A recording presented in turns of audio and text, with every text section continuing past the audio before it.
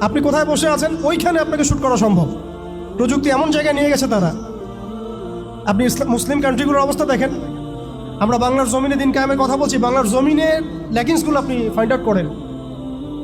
আমাদের কি আকাশ নিরাপদ? সমুদ্র কি নিরাপদ? আমাদের কি মিসাইল আছে? ক্ষেপণাস্ত্র ব্যবস্থা আছে? আকাশ প্রতিরক্ষা ব্যবস্থা আছে?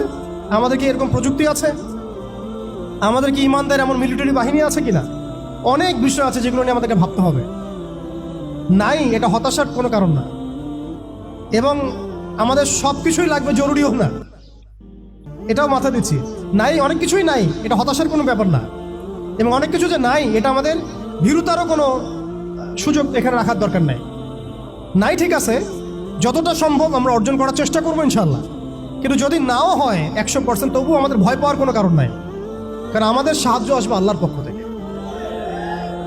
আমাদের সাহায্য আসবে আল্লাহর পক্ষ থেকে ইনশাআল্লাহ।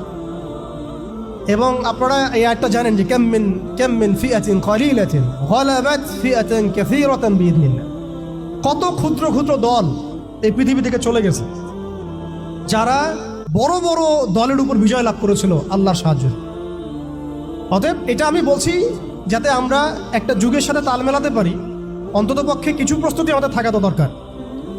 ব্যাপারটা তো এমন নয় যে আমরা গেলাম, জায়নামাজে দাঁড়ালাম, দোয়া করলাম, যুদ্ধে জয়লাভ করলাম।